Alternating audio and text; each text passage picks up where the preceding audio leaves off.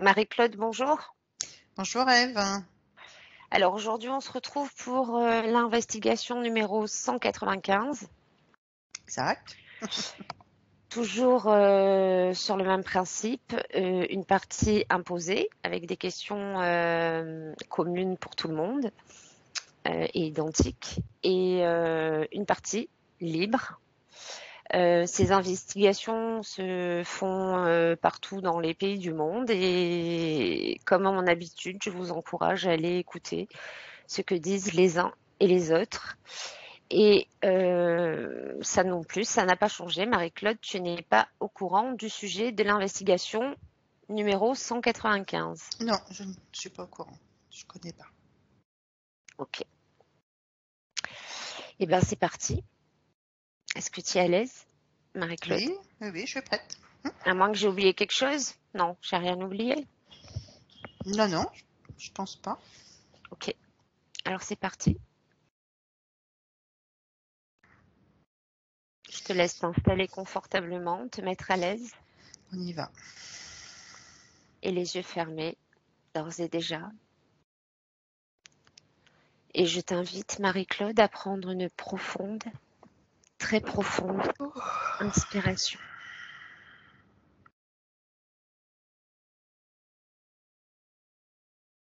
Une fois encore,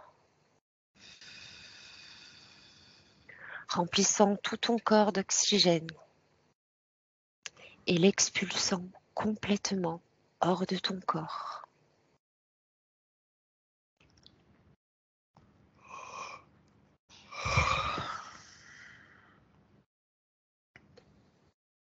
Des mouvements respiratoires plus amples, plus lents,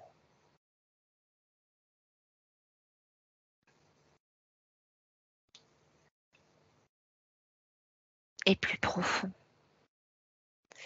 Et ma voix, et uniquement ma voix qui t'accompagne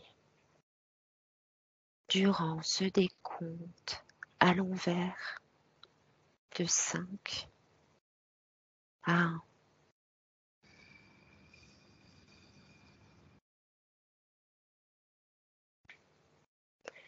Chaque chiffre est un palier.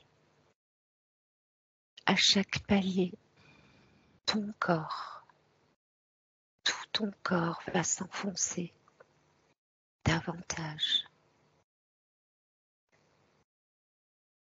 5,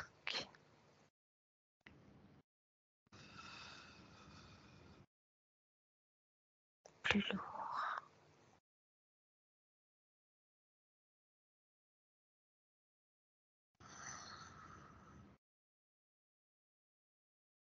4,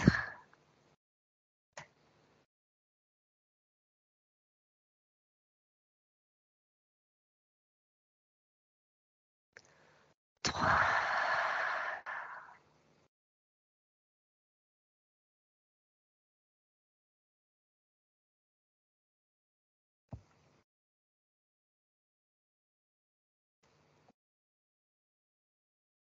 2,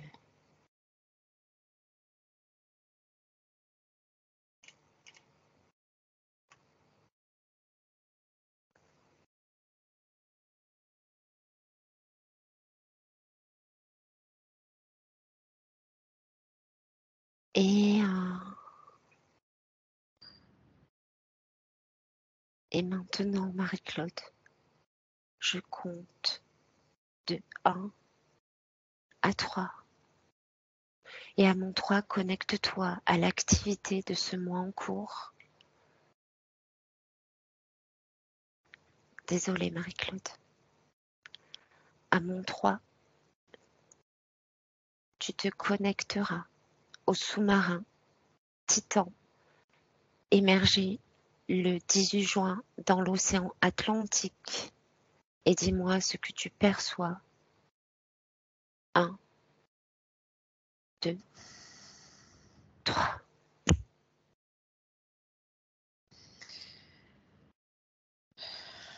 Alors, depuis le début là, de l'induction, je vois un désincarné. Mhm. Et je vois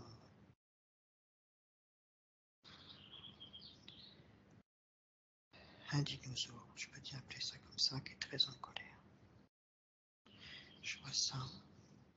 Quand tu m'as dit de me connecter au sous-marin, je vois comme un...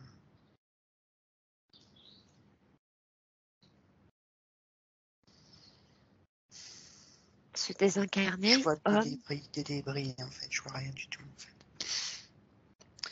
Et le désincarné, il est là depuis le départ. homme, femme. Homme, Ok, Marie-Claude. Figelé, oui. déconnecte-toi Mm. et focus sur le sous-marin Titan. Qu'est-il arrivé au sous-marin?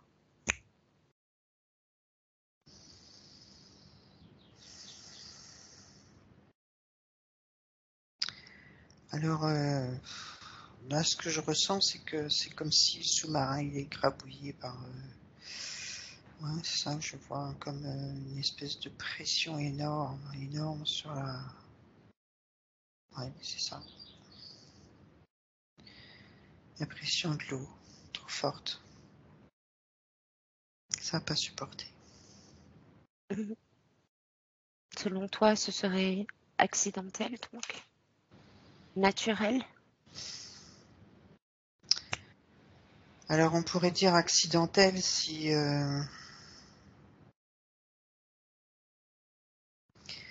si la personne qui l'avait construit ne savait pas que c'était dangereux, quoi, cette matière. C'est la matière du sous-marin qui n'a pas résisté, en fait. C'était pas une matière faite pour ça. Et en fait, il était au courant, donc c'est pas accidentel, c'est presque intentionnel, puisque s'il a décidé de faire au-delà de ce qu'on lui avait dit, en fait. C'est ce que je vois là, c'est ce que je ressens. Alors toujours à propos du sous-marin, qui était à bord? Regarde.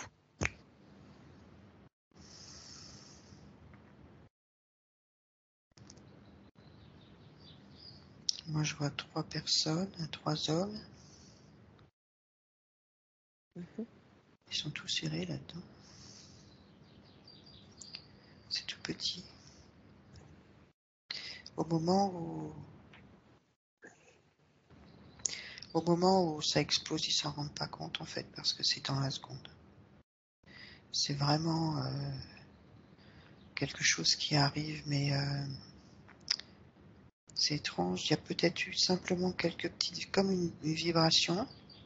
Ils ont senti comme une vibration, et puis ça, dans la nuit, dans le même moment, c'est parti quoi. Donc ils ont,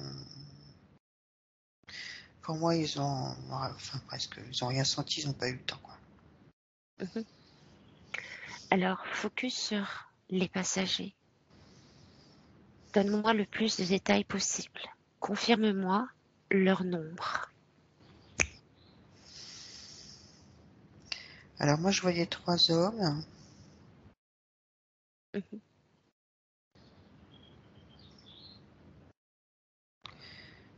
Mais on parle d'une femme aussi.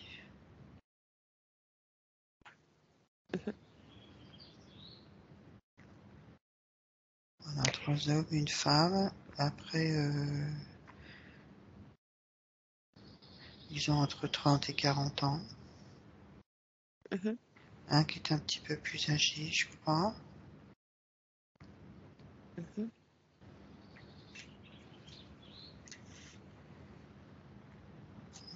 Tu veux savoir d'autres choses? Non, ça ira, Marie-Claude. Quelle était l'intention de cette expédition? Regarde. Dis-moi.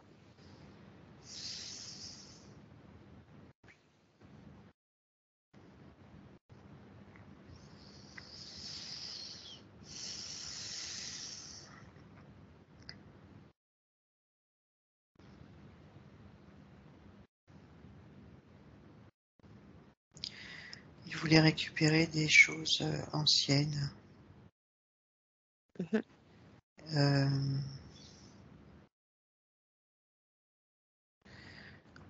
tout ce qu'il pouvait ramener, il aurait ramené en fait. C'était pas vraiment. Et surtout,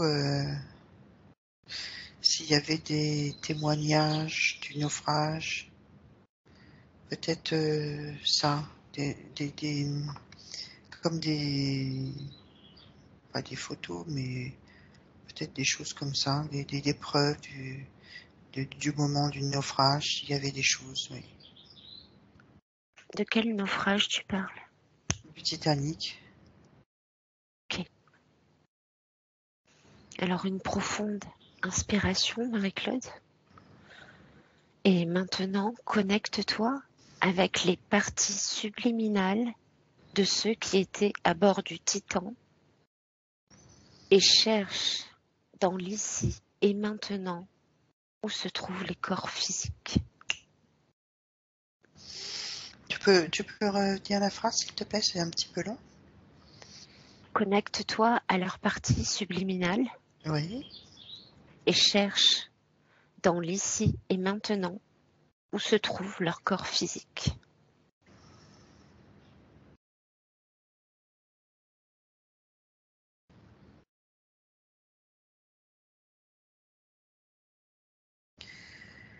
Alors le corps physique, je vois que c'est répandu dans la mer. Mhm. Et il y a, je sais pas pourquoi, comme s'il y avait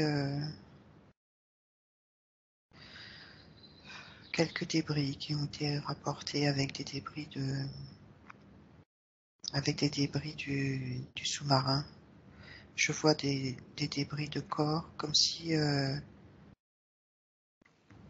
quelqu'un avait trouvé ça, je sais pas trop, voilà. Mais sinon, la plupart, c'est,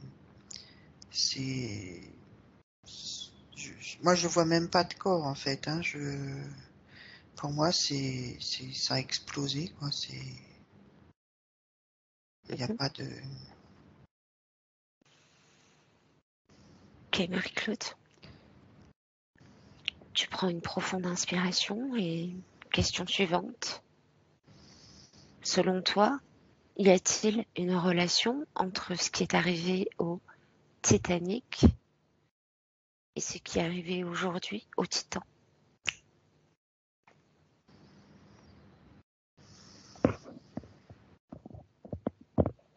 C'est vrai que le jeu de mots est flagrant.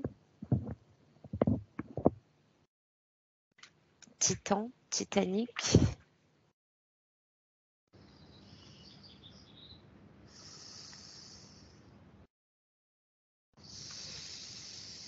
Là, j'ai pas vraiment de réponse. J'ai rien qui me vient.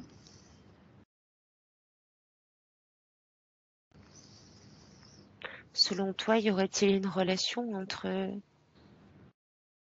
ces deux bateaux, le Non, Titan? non, enfin, j'avais non tout de suite. Hein. Non, non, Non, non. même pas pour faire le buzz.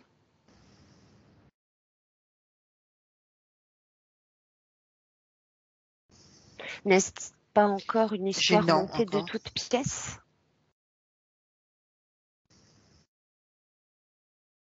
J'ai encore non. Non. Ok, Moi, c'est non. Non, non. Il n'y a pas de ok, relation entre le Titanic, le Titan et, et ce que tu dis là pour faire le buzz. La réponse est non. ok, Marie-Claude. Alors déconnecte-toi de cette scène. Nous arrivons à la partie libre. Alors j'ai fait quelques recherches, Marie-Claude. Hmm. Apparemment, ils étaient 5 hommes à bord, dont un Français d'un certain âge qui n'était pas à son début d'exploration du Titanic. Hmm. Un homme très professionnel, un aventurier hors norme, mais surtout un plongeur de carrière de la marine française. C'était sa 25e expédition vers le Titanic. Focus sur cet homme-là. Regarde. Hmm. Le français. Oui. Crois-tu que Paul-Henri, de son prénom, aurait tenté cette ultime exploration, sachant que le Titan n'était pas adapté pour ce genre d'expédition? Regarde.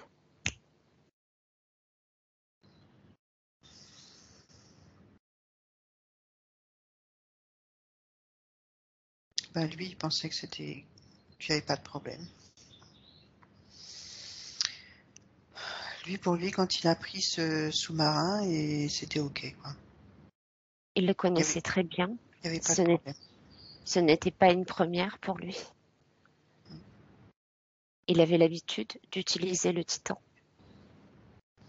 Mais pas à cette profondeur. J'ai l'impression que la profondeur où ils sont allés, là, c'était plus profond. Je sais pas pourquoi. Ça, c'est la réponse que j'ai. C'est en fait, ils ont été plus profonds cette fois-ci. 3800 mètres. Et tout avait été fait de façon à ce qu'il puisse résister à une pression jusqu'à 4000 mètres.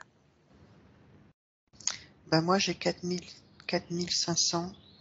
Je sais pas pourquoi. J'ai 4500 là.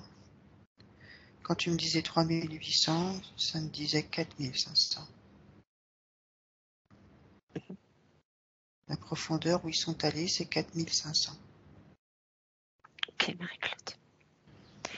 Alors déconnecte-toi de cette information et j'ai lu quelque part que lors de ces expéditions du Titanic, ce fameux Paul-Henri avait découvert sous l'eau des formations volcaniques entourées de toute vie, de nombreux récifs rocheux prospérant avec des homards, des poissons, des éponges, des coraux. Nous sommes dans l'océan Atlantique, à Terre-Neuve, tout à côté du Canada. Est-ce normal selon toi, cette trouvaille? Regarde. Alors, est-ce que tu peux me répéter, s'il te plaît, parce que je suis un peu lente quand je suis en hypnose. Si Je tu te peux me disais redire. que dans des expéditions précédentes, lors d'expéditions précédentes, Oui. ce fameux Français disparu dans l'implosion du Hein? Titan avait découvert des formations volcaniques sous l'eau, à Mhm. proximité du Titanic, avec de la vie en abondance. Peux-tu aller dans cette scène-là? Regarde. Alors oui, là je vois des volcans, Mhm. mais c'est pas dans les volcans la vie, c'est autour. Je vois une végétation, des couleurs, jolies couleurs. Est-ce normal à cet endroit-là qui se situe Non, en Atlantique? non, parce que c'est très profond là. Et il n'y a pas de lumière normalement, donc la végétation ne devrait pas y être. Mhm. Je vois quelque chose de très... pourtant, je vois quelque chose de lumineux. Élargis ton champ de perception et qu'y a-t-il autour? Tout autour, regarde. Ben moi, ce que je vois, c'est comme si c'était une végétation qu'on trouve à 500 mètres, quoi. Enfin, même même moins. Mhm. C'est comme si c'était une végétation, non, même pas 500 mètres, je dis des bêtises. Je dirais plutôt, ouais, 100, 200, entre 150 mètres, même, sous la mer. Et ouais, tu as vraiment comme tu disais, des éponges, mais il y a aussi je- Homard, oui, oui, il y a aussi des homards, des crabes, mais il y a, les je sais poissons, plus, je sais plus, non, la végétation, là, tu sais, les coraux, pas des coraux, mais les algues. ah ouais, c'est pas grave, je trouve pas. Mais bon, il y a de la végétation qui est pas du tout si profond, c'est pas possible parce qu'il faut de la lumière pour tout ça. Même les algues, il y a des algues, bien sûr. Il y a des algues, il y a tout comme si c'était pas profond. Voilà. Selon toi, Marie-Claude, comment expliquerais-tu ça? Ben,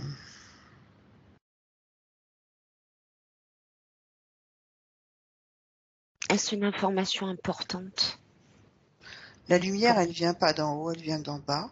C'est ce que je ressens. Elle vient de plus profond encore. Et je me demande si les volcans n'auraient pas justement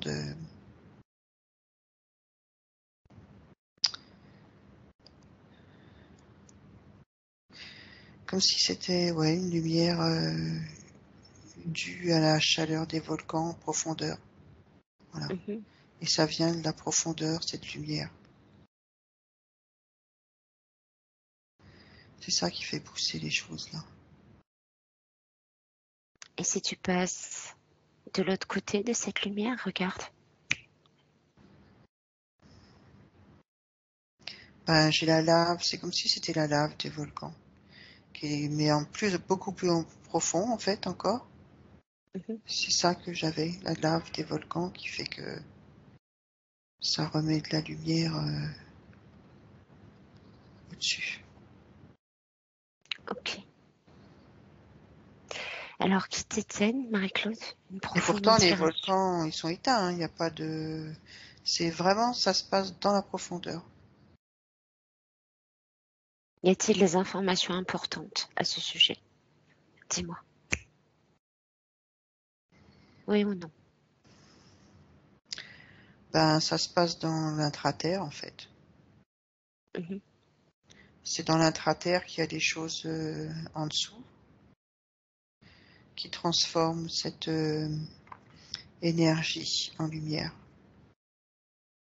l'énergie des volcans en lumière. Selon toi, Marie-Claude, ce Français, Paul-Henri, Oui. avait-il compris? Avait-il trouvé des choses à ce sujet?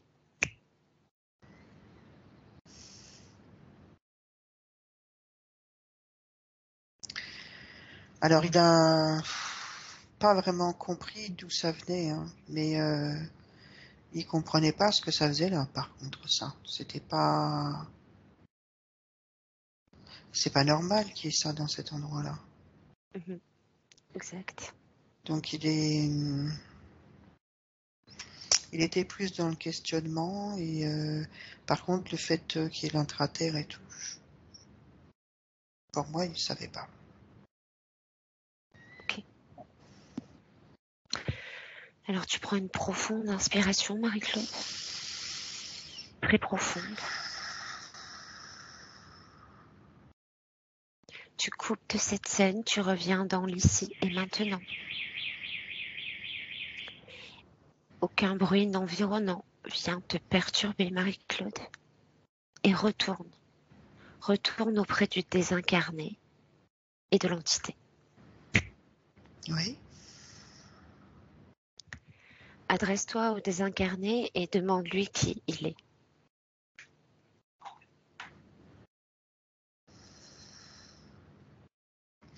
Il me dit je suis le français.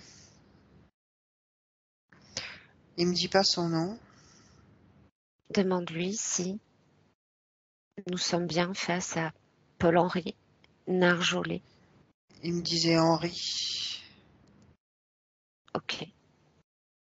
Demande-lui pourquoi il est venu nous voir dès le début de cette investigation.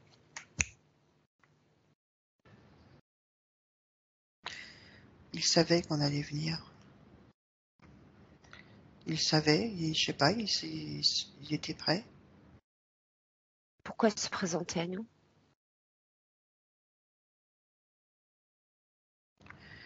Il aimerait expliquer. Alors on l'écoute. Qu'a-t-il à nous dire? Que ça a été vite. Ça a été vite. Et qu'il est bien descendu, en fait, plus profond que prévu. Qu'il y a eu certainement dans le sous-marin quelque chose qui n'a pas fonctionné correctement. Et le sous-marin, en fait, était beaucoup plus profond que prévu. Demande-lui si tout est parti du hublot.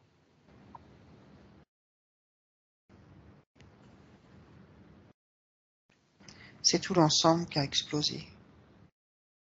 Ok. Il n'y a pas eu vraiment de départ, c'est vraiment tout l'ensemble. Ça a été comme écrasé, mais en même temps pulvérisé, voilà, pulvérisé. Demande-lui pourquoi être allé plus loin que 4000 mètres. C'était pas prévu, donc je pense, il dit que c'est un dérèglement, il y a eu un dérèglement, c'était pas prévu. Alors qu'elle regarde, il a les moyens de le faire. Un dérèglement de quoi? Accidentel ou criminel? Regarde toi aussi, Marie-Claude. Alors, Pourquoi cette descente après 4000 mètres?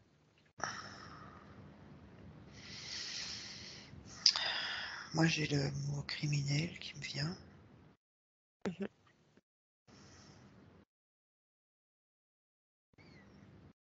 Et Henri, que dit-il? Il dit la même chose. Il dit que c'était pas possible qu'on puisse descendre plus loin. Donc, si on est descendu plus loin, c'est qu'il y a eu un réglage, pas un réglage, mais Un déréglage. ouais, plutôt quelque chose qui a été déréglé. Ouais. Il dit que Il c'est y pas a, possible autrement. il y avait du beau monde dans ce petit sous-marin. Lui, le PDG de Ocean Gate, le patron donc, Hein. le fils du patron. Une autre pointure également.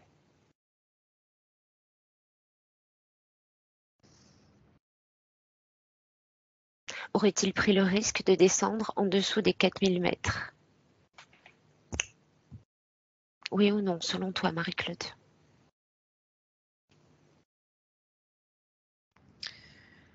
Ben, je crois que ça vient du dirigeant. Le directeur qui était à bord? Ah ouais, parce que il était vraiment dans le, comment dire, pour le buzz. C'est ce que tu disais tout à l'heure, pourtant, tu vois. Il était Quitte à, dans quitte à se vraiment. sacrifier et sacrifier son fils? Non, parce que lui, il était sûr qu'il arriverait. Il était sûr, lui, bah, c'est un, pardon, hein, je sais ce que je vais dire, mais il est un peu fou, quoi. Il est dans sa tête, il était sûr de lui, quoi. Donc voilà, il a fait des choses pour que le sous-marin puisse descendre encore plus bas que prévu. Ok. Demande à Henri s'il est d'accord avec ça ou s'il a une autre version à nous apporter.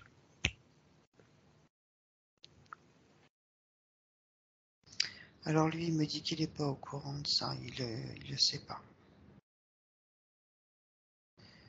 Lui, il était dans le sous-marin. Pour lui, il devait descendre à 3800 mètres et il n'était jamais question qu'il descende plus bas. S'ils sont descendus plus bas, c'est que c'était... Enfin, c'était pas de son ressort, il ne savait pas. Ok. Et il dit qu'il serait pas monté dans le sous-marin si c'était prévu. De D'avance. descendre plus bas, oui. Il le savait pas. Adresse-toi à Henri et demande-lui qui est cette entité auprès de lui. Est-ce qu'il la voit? Oui, oui, la voix. Que fait cette entité là, Marie-Claude, dis-moi.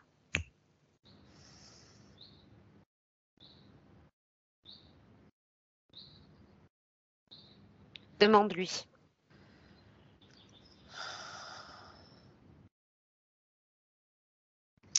Bah, lui, il est en colère parce que l'entité est en colère, elle est reliée au Paul Henry. C'est Paul Henry, c'est ça? Ou Mhm. Henri? Elle est reliée à lui, en fait. Que fait-il là, puisque Paul-Henri est mort? Il est mort, mais il est toujours à lui. Il est toujours à lui. Il est toujours relié. Demande-lui son nom à cette entité.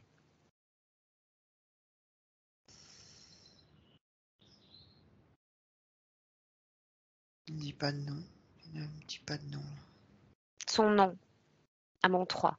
1, 2, 3. Un truc bizarre, un groove. Demande à Groove quelle est sa version des faits. Que s'est-il passé qui a provoqué la mort de ces 5 personnes et l'implosion du Titan?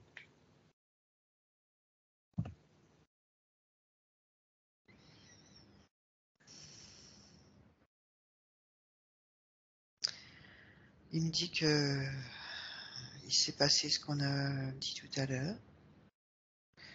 Et ça a été provoqué par, je sais pas comment il s'appelle, mais le PDG, là, celui qui s'occupe, non pas le PDG, le directeur, si, c'est le PDG. Mhm. Si je peux dire, c'est l'entité, quoi, du PDG. C'est l'entité qui a dirigé tout ça. Dans, L'entité que- du PDG. dans quel but? C'était un jeu entre entités au moment dans le sous-marin. Enfin, le PDG, lui, il était persuadé que son sous-marin pouvait descendre plus bas. Mais c'est son entité qui le persuadait. C'était son entité qui le persuadait. Il était ouais, il était comme dirigé par cette entité en fait. Quel était l'intérêt de cet accident?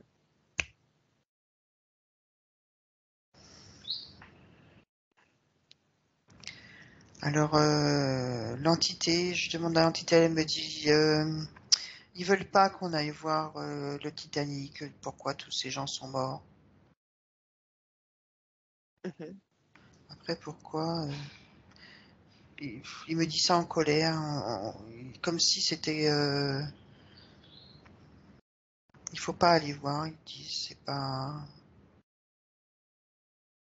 Et pourtant, Hmm. Henri y est allé pas moins de 25 fois.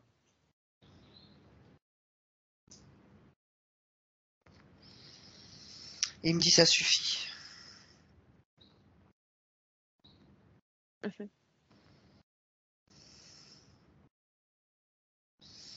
Il me dit pourquoi, pourquoi.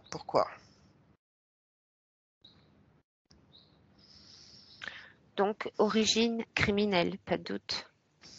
Ben là oui, c'est ce que je vois. Oui. Pourquoi? On ne le saura pas, c'est ça?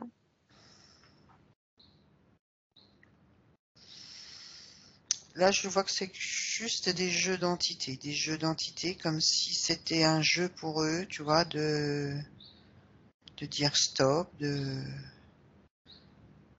Oui, mais c'est surtout qu'ils veulent pas qu'on aille voir le Titanic, c'est ça. Après pourquoi Ok, Marie-Claude. Tu retournes dans ton espace et tu demandes à Paul-Henri si on peut faire quelque chose pour lui. Je crois que là, j'étais en train de voir, excuse-moi, je continuais à voir en fait le pourquoi. C'est qu'il y a une correspondance avec ce qu'il avait vu, tu sais, les trucs. Ils veulent pas que ça soit découvert, tout ça. Mhm, La végétation, tu sais, le truc là, mhm. qu'on parlait tout à l'heure. Je crois que c'est caché, c'est ça, ils veulent pas. Effectivement, ils ont réussi à décourager Ocean Gate de continuer toute exploration. Oui, mais ils veulent pas que ça soit découvert, ça. C'est quelque chose, c'est comme une base à eux. Je crois qu'en fait, cette végétation, tout ça, là, ils sont en train de faire des expériences, tu vois, en intraterre, pour... La prochaine matrice? c'est surtout parce que, comme il y a beaucoup de choses de détruites, tu sais, dans l'océan, nous, on détruit beaucoup avec nos plastiques, nos machins. Et c'est comme s'ils voulaient essayer de recréer des choses plus en profondeur. Voilà, j'ai tout ça, là. Es-tu sûre que c'est la raison, Et Marie-Claude? donc, ils veulent pas qu'on découvre, ils veulent, c'est leur territoire, c'est à eux.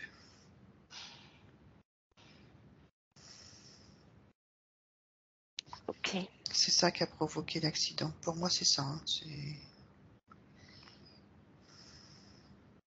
ok, Marie-Claude.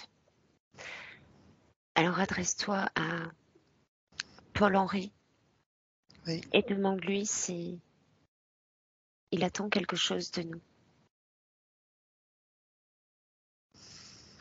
Alors, il dit oui parce qu'il veut se débarrasser de l'entité. Il veut pas être avec. Et il me dit que c'est lui qui a fait.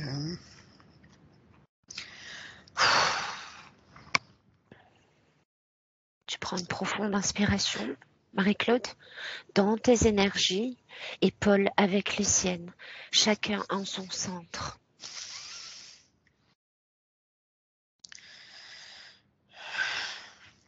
Alors, je sais pas pourquoi, mais bon, j'ai eu des grosses émotions. Alors, il me dit que c'est lui qui est venu visiter chez moi. Tu sais les problèmes que j'ai eu hier. Voilà, c'est lui qui venait pour justement. Il savait qu'on allait venir. Il pensait même qu'on allait se trouver hier, mais bon, voilà, ça s'est passé aujourd'hui. Donc ça, c'est ce qu'il est en train de me dire. Et donc là, il veut être libéré de l'entité. Alors, explique-lui, Marie-Claude, que pour ça, il faut être neutre totalement au niveau de ses émotions.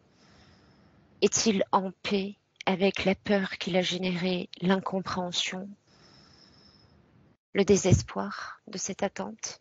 Est-il en paix avec tout ça, oui ou non?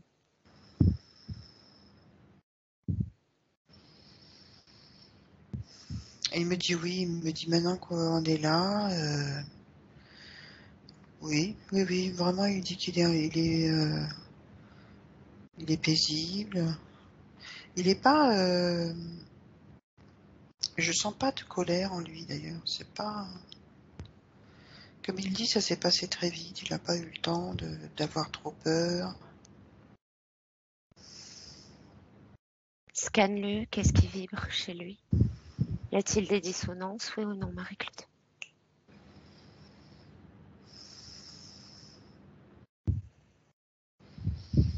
Alors il y a peut-être la colère d'être parti alors qu'il avait plein de choses à faire encore. Cette découverte qu'il avait fait sur les fonds sous-marins, là, il aurait voulu approfondir. Mais les réponses que j'ai données déjà lui suffisent apparemment. Ok, Marie-Claude. Ça lui Alors, donne une petite consolation. C'est ce que j'arrivais pas à trouver. dis-lui qu'il a accès à tout et qu'il peut avoir accès à toutes ses mémoires. Il doit vibrer haut et fort n'avoir aucun regret, aucune colère, et reprendre son pouvoir et ordonner à l'entité de foutre le camp maintenant.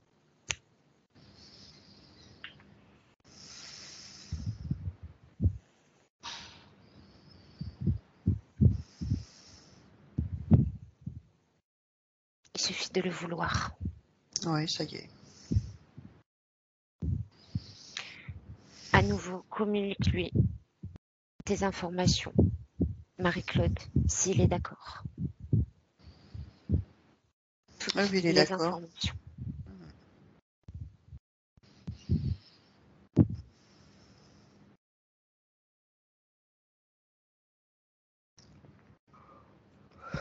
Quand c'est fini, Marie-Claude, tu me le dis. Ça y est, c'est fini. A-t-il quelque chose à nous communiquer, Marie-Claude? Et on rentre. Il dit merci pour ce que vous faites. Demande-lui où sont passés ses collègues de travail. Il sait pas. Ok. Il sait pas. Demande-lui si on peut le laisser et s'il sait quoi faire. Apparemment, il sait quoi faire, oui. Il sait qu'il faut ouvrir le portail et puis... Mhm. Oui, il sait. Il dit qu'on peut partir. Qu'on peut le laisser. Alors dis-lui au revoir de ma part.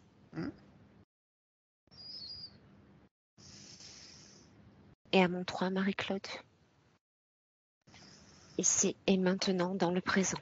1, 2, 3.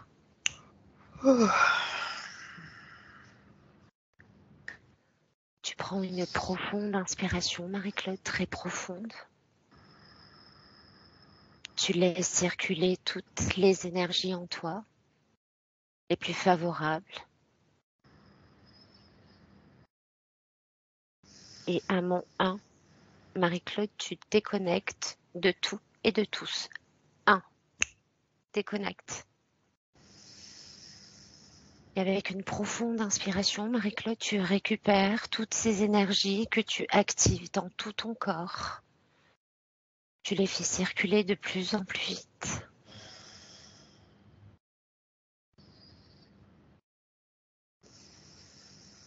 Et c'est dans de très hautes fréquences que, à mon 3, tu peux ouvrir tes yeux et bienvenue dans le présent. 3.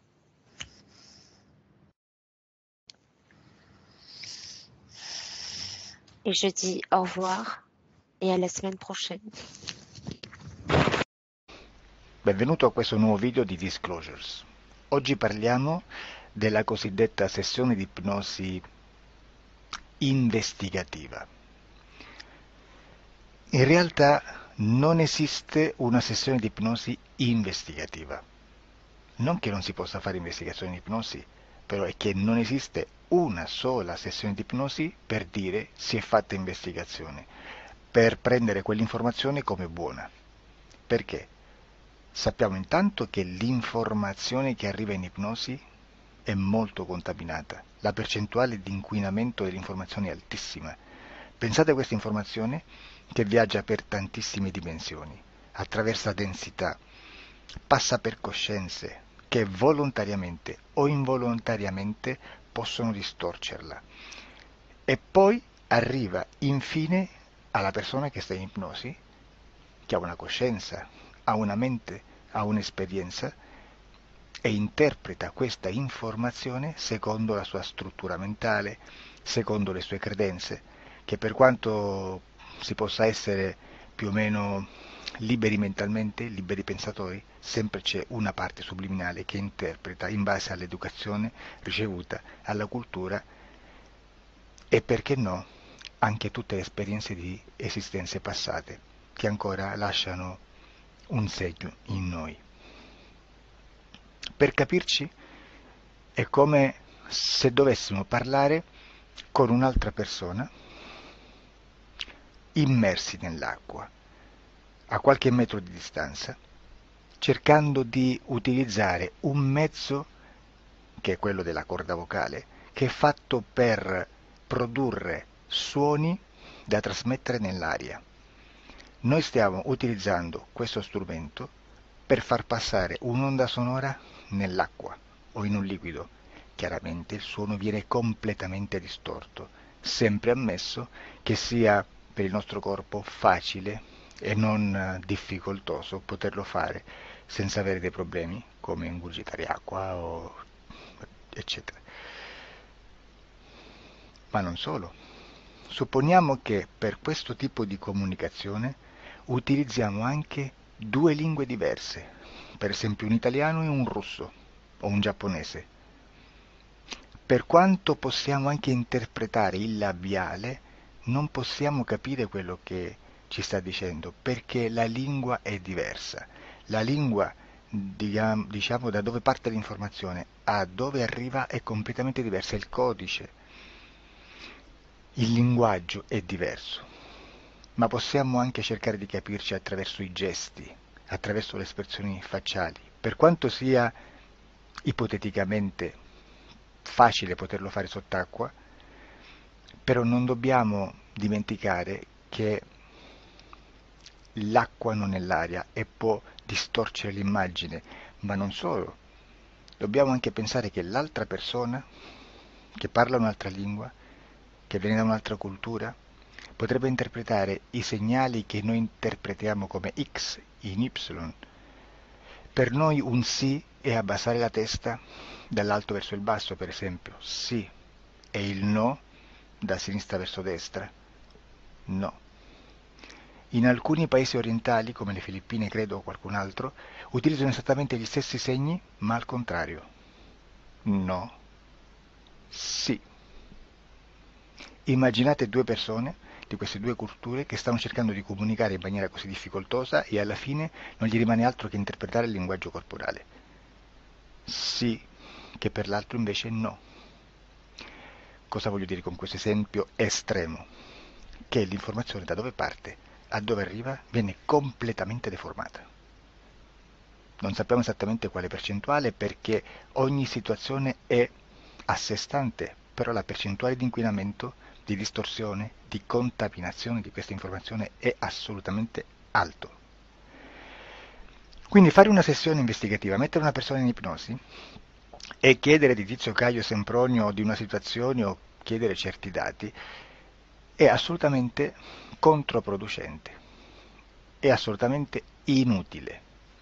Quindi vi chiederete cosa fate allora voi quando fate ipnosi, quando fate delle domande, quando cercate delle risposte e con queste informazioni che vi arrivano lavorate sulla situazione esoterica del cliente.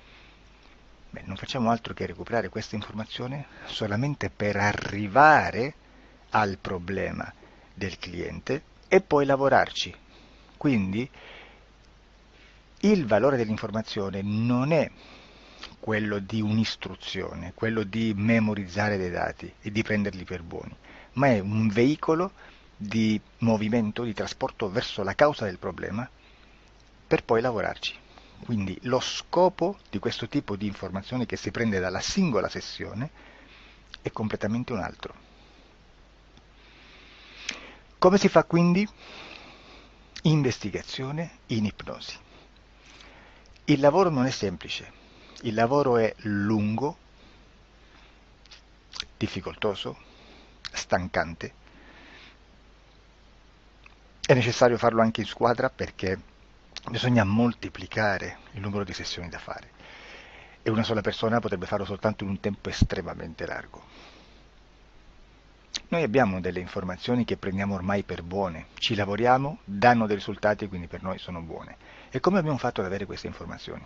Per esempio, come facciamo a sapere che un extraterrestre chiamato il cosiddetto grigio è più o meno alto X, poi ci sono magari quelli anche un po' più alti, ma hanno un corpo strano, hanno una pelle grigio-verde, hanno degli occhi grandi a mandorla, neri, senza una pupilla visibile, non hanno quasi bocca, né naso, né orecchie, hanno soltanto delle fessure, non hanno organi genitali, hanno degli arti molto più lunghi rispetto alla proporzione che potrebbe avere il corpo umano, e di solito hanno meno dita delle 5 del corpo umano, eccetera, eccetera, eccetera. O se no prendiamo un altro tipo di essere che possiamo incontrare in ipnosi, come facciamo a dire che hanno delle somiglianze con i rettili, gli animali rettili terrestri, o gli animali, gli invertebrati, gli insetti terrestri?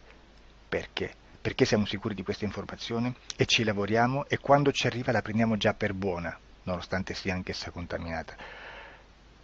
Perché queste informazioni sono arrivate da tantissime sessioni, fatte da tantissime persone, con tantissime altre persone sotto ipnosi, e che nel contesto di tutto il lavoro gli uni non sapevano degli altri.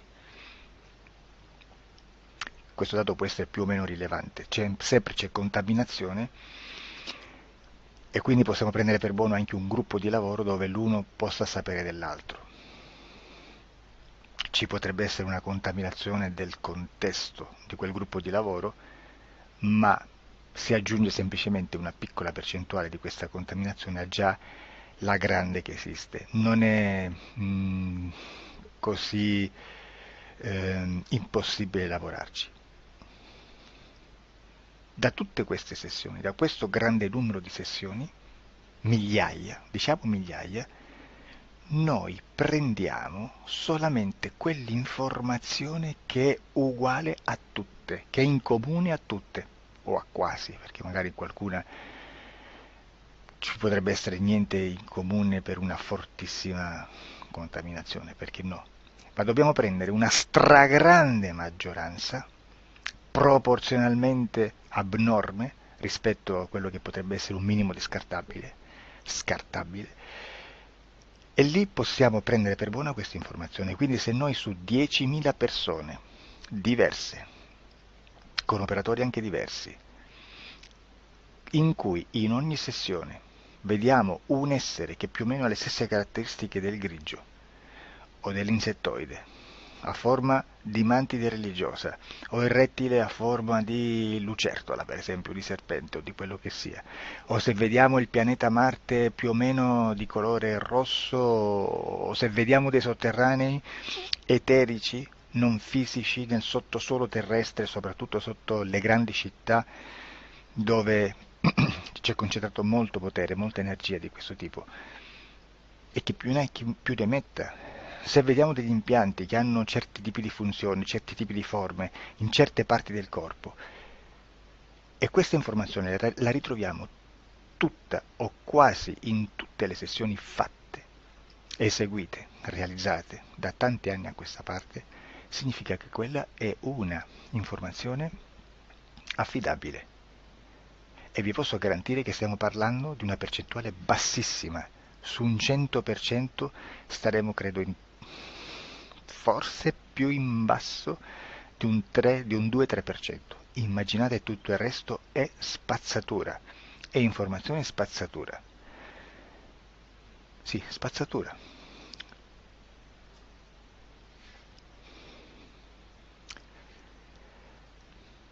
C'è anche un'altra cosa da dire.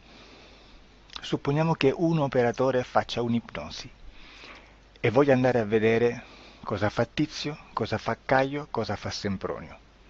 Arrivano delle informazioni e si dice che Tizio è biondo, Caio è zoppo e Sempronio è uno sportivo. Intanto già abbiamo detto che una sessione soltanto non serve, d'accordo? Ma poi c'è da dire che una coscienza, un essere, in ambiente subliminale, la sua parte subliminale potrebbe non dare autorizzazione a questa fuoriuscita di informazioni. Mi potreste dire, e allora tu quando chiedi agli esseri cosa fanno, cosa non fanno? Beh, intanto la prendo sempre con le pinze, perché abbiamo sempre detto che tutto è molto contaminato e mi serve solo per dirigermi da una parte. Ma c'è anche da dire che se un essere interferisce con l'altro, ha aperto un canale di comunicazione a cui non può ovviare, a meno che non lo recida, non lo annulli. Quindi quando io faccio la domanda a un essere, se lo faccio attraverso l'interferito, mi arriva l'informazione per un canale aperto che sottostà alla volontà dell'interferito. Sulla volontà dell'interferito parleremo in un prossimo video disclosures. Però, se io voglio fare un'investigazione sopra Tizio, Caio e Sempronio che non hanno nessun collegamento, nessuna interazione e nessuna interferenza con il soggetto con cui io sto realizzando l'ipnosi, non è detto che mi arrivi questa informazione. Assolutamente. Potrebbe esserci completamente un muro. Come potrebbe esserci informazioni perché quell'altra parte potrebbe autorizzare comunque. Ma non è detto. E comunque quando ci arrivano informazioni, in una situazione di non interferenza o non interazione, non possiamo sapere esattamente se sono informazioni che ha autorizzato la parte subliminale dell'altra persona o dell'altro essere, o qualche altro essere, qualche altra entità furba, approfitta della situazione, osserva quello che sta succedendo, si mette in mezzo, si fa passare per l'altro e dà informazioni, ovviamente distorte, prima perché non è detto che debba conoscerle, e anche se fosse potrebbe manipolarle a sua volontà e a suo vantaggio. E quindi immaginate che situazione ridicola ci si viene a trovare, in quale situazione ridicola ci si viene a trovare in questi casi. Da qui si vede quando un operatore riesce a utilizzare l'informazione in ipnosi come per lavorare su un soggetto. Da qui l'osservatore attento delle sessioni di ipnosi riesce a capire se quell'ipnosi è un'ipnosi affidabile, un'ipnosi con un livello di informazione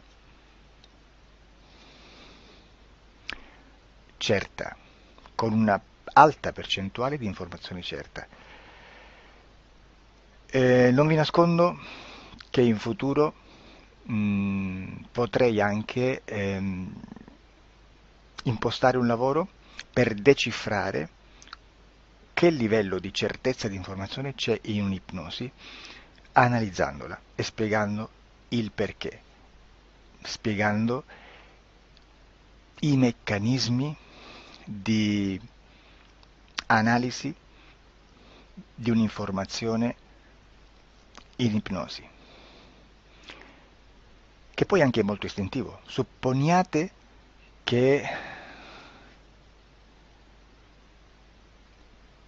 che dobbiamo cercare un'informazione su internet, per esempio un fatto di cronaca.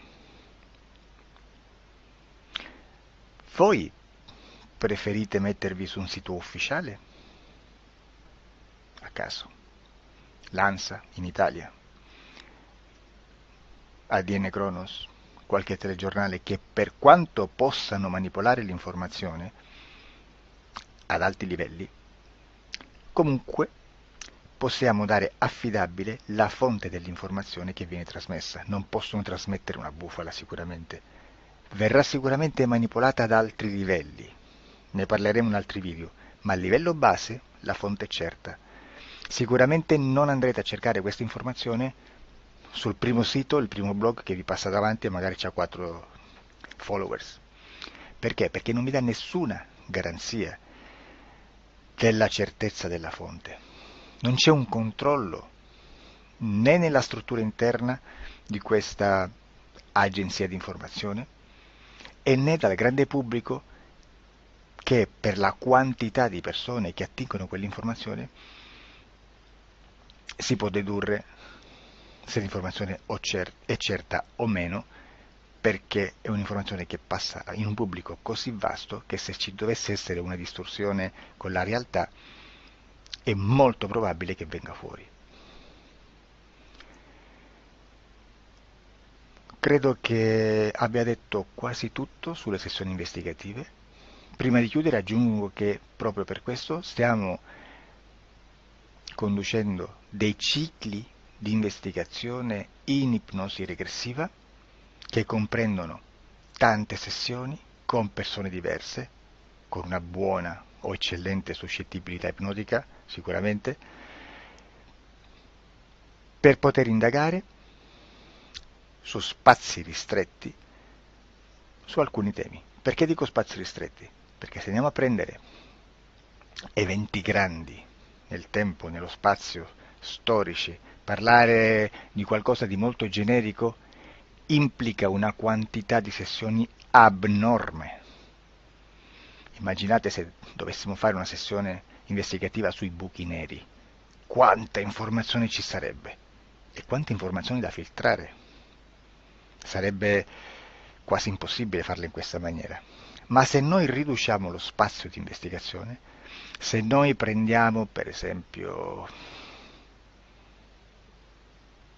investighiamo sulla pedofilia nella Chiesa Cattolica, ecco, se già restringiamo il campo d'azione è molto più facile che possiamo attingere informazioni affidabili, presuntamente affidabili, con un numero di sessioni sicuramente alte, ma ridotte rispetto ad altri tipi di sessioni molto più generiche, su temi molto più generici.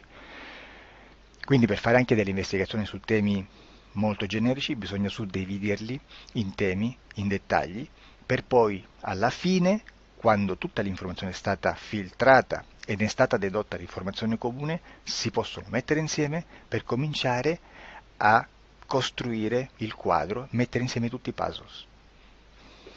Questo è il vero senso dell'informazione in ipnosi, quando si fa ipnosi investigativa. La sessione per risolvere una problematica, un problema, con una presunta origine esoterica di un cliente, di una persona, è un'altra cosa, sono altri metodi, altre tecniche e l'informazione si usa in un'altra maniera, ha un altro scopo. Grazie, ci vediamo al prossimo video. Disclosure. Ciao.